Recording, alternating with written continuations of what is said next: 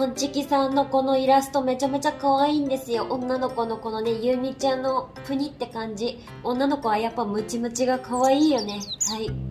皆さんこんにちは、シュガさんです。今日はおすすめの漫画を紹介したいと思います。少々ネタバレしてしまうので、この漫画見たいと思ってたんだよねって思ってる方は動画を閉じてください。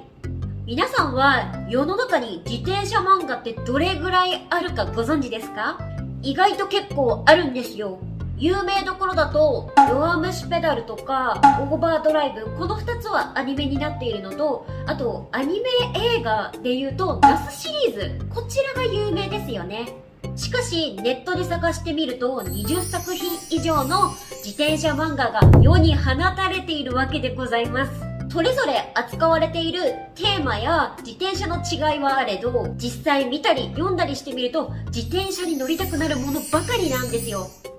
そんな中でも私一押しの漫画を今日は紹介していきたいと思います。バーン、折りたたぶでございます。こちら講談社から出ている、週刊少年マガジンでやっていて、全4巻でちょっと終わっちゃってるんですけれども、めちゃめちゃいい漫画、私的に大好きな漫画でございます。作者は、こんちきさんですね。私この方のイラストすごい好きなんですけど、可愛いよね、女の子が。はい。で、タイトルにもある通り、折りたたぶということなので、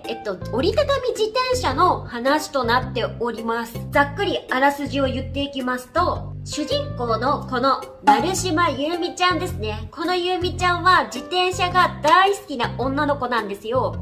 しかし、自転車が好きと言っても、本格的なロードバイクとかを持っているわけではなくてですね、通学などに使うママチャリ、それに乗るのが大好きな女の子なんですよ。そんな主人公、成島ゆうみちゃんが上京して新生活を始めるわけなんですけれども、新居には駐輪場がないことが発覚します。そこでゆうみちゃんは悲しみに暮れるわけでございます。そんなある日、電車で折りたたみ自転車と行動を共にするこちらの滝沢なおちゃんと出会うわけなんですよ。で、このなおちゃんは自転車にめちゃめちゃ詳しいので、この子との出会いにより、さらにゆうみちゃんはこの自転車にハマっていくというストーリーでございます。基本この作品は折りたたみ自転車を使用したゆるポタがメインとなっております。では、なぜ私がこの折りたたぶをおすすめしたいかと言いますと、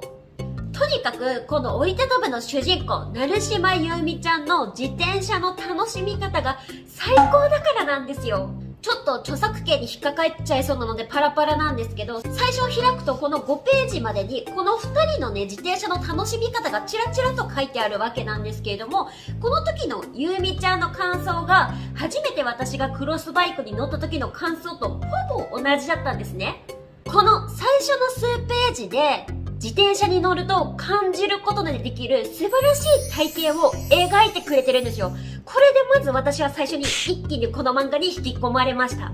そしてこの漫画ではですね、最終的に4人の女の子が出てくるんですけれども、この4人がゆるパタをみんなでしていくわけなんですけれども、それぞれみんなが乗ってる自転車が違うわけなんですね。なので、折りたたみ自転車って持ち運びも楽だし、サイクリングにすごく向いてる自転車だと思うんですけど、それぞれのね、使い方だったり特徴、メリット、デメリットを細かく説明してくれてるわけですよ。で、見開きのページのところもね、こんな感じで、これはね、A バイク。はい、6万ぐらいのやつで、こっちがダホンですね。はい。有名ですよね。はい。これの折りたたみやり方とかちょっと可愛い仕様になっております。この漫画のおかげで私も現在折りたたみ自転車めちゃめちゃ調べてて、で、実際京都とかのサイクリングをしたいなって思ってるんですけども、ロードバイクだとやっぱり盗難が心配なので、できれば折りたたみ持ち運べるっていうのはめちゃめちゃいいなと思ってて、そこでこのね、漫画を読んでて、この A バイクっていうのを、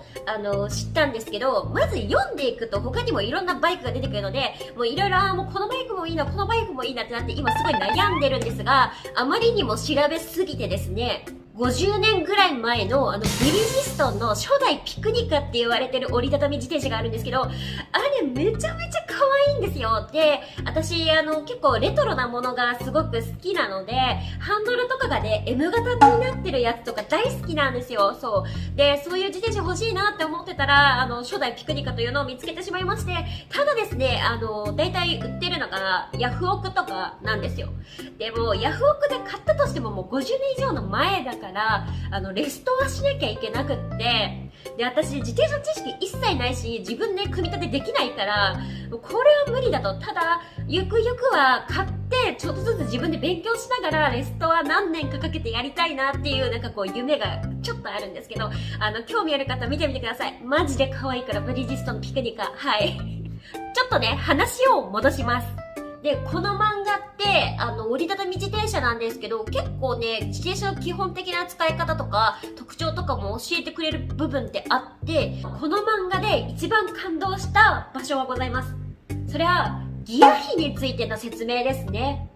主人公の乗っている折りたたみ自転車は、30年以上前のダホンなんですけれども、これは主人公が出会った自転車に詳しいなおちゃんが昔購入してレストアして乗ってた自転車なんですね。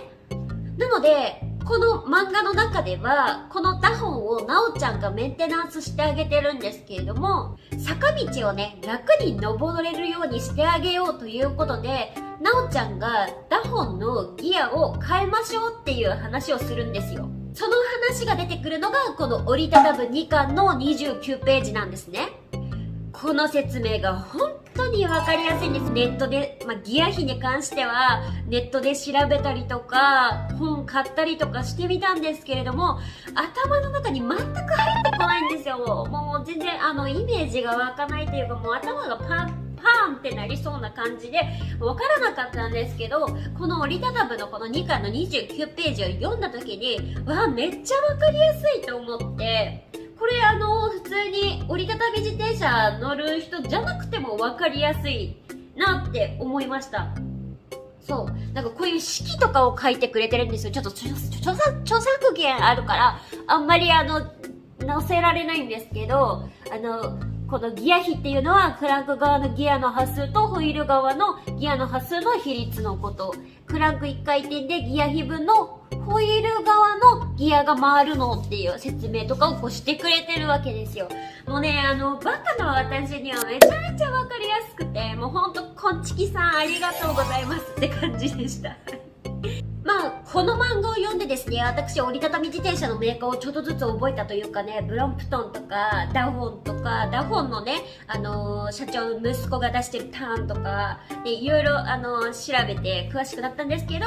実際折りたたみ自転車で欲しいのは、ブリヂストンの、そのピクニカ、初代ピクニカが本当欲しいんですけど、あれは実用的じゃないから、できれば欲しいなって思ってる折りたたみ自転車があって、それは、ストライダですね。はい。で、この漫画の中では、瀬尾はるかちゃんってこの赤い子ですね、弱ペダでいう、ナルコみたいな子がいるんですけど、関西弁の。この子がストライダー乗ってるんですけど、めちゃめちゃ可愛いんですよ。で、この黄色の色、この色って今のモデルじゃないのかな？なんかね、真っ黄色のね、ストライダーがあってめちゃめちゃ可愛いんですけど、でもそれ今売ってないから、ちょっとね、どうしようかなって感じですね。売ってるのかな？わかんない。私が探した感じちょっと見つからなかったんだけど、とりあえずね、ストライダー可愛いんで、もし京都とかでロードバイク止められなさそうな場所で観光行きたいときはね、ぜひこのね、ストライダーで観光してゆるぽたしたいなと思っております。はい。ということで今回はこの折りたたむというね、漫画の紹介だったんですけれども、めちゃめちゃ面白いので読んでみてください。他にもゆるぽたっぽい自転車の漫画ってありまして、東京自転車少女とか11巻くらい出てるのかな、はい、とかいろいろあるんですけど、私的にはこの折りたたむのこのこんちきさんの絵がすごい可愛いなと思って、私的にはこの折りたたむ推しなんですけど、探すとね、いろいろあります。チャリと飯、なんだっけ題名、忘れちゃった。そう、いろいろね、自転車漫画ってあります。女の子が主人公のもあるし、割と男の子が主人公の漫画は結構ガチなロードバイク系が多いと思うんですよ。あとはもう一つ好きな漫画はサイクリーマンっていうね漫画が好きなんですよ。もともとガチ勢だった人が、自転車の楽しみを思い出すみたいなストーリーなんですけども、それもね結構好きです。はい。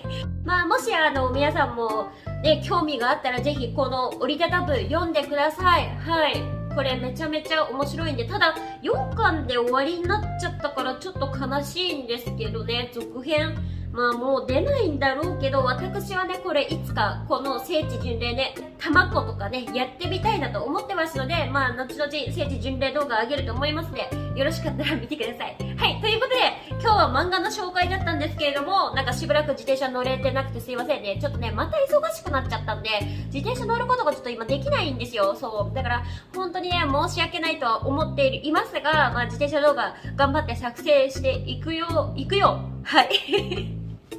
はい、いきますので、よろしくお願いします。ということで、皆さんここまでご視聴していただきまして、ありがとうございました。次回の動画でお会いいたしましょう。バイバイ。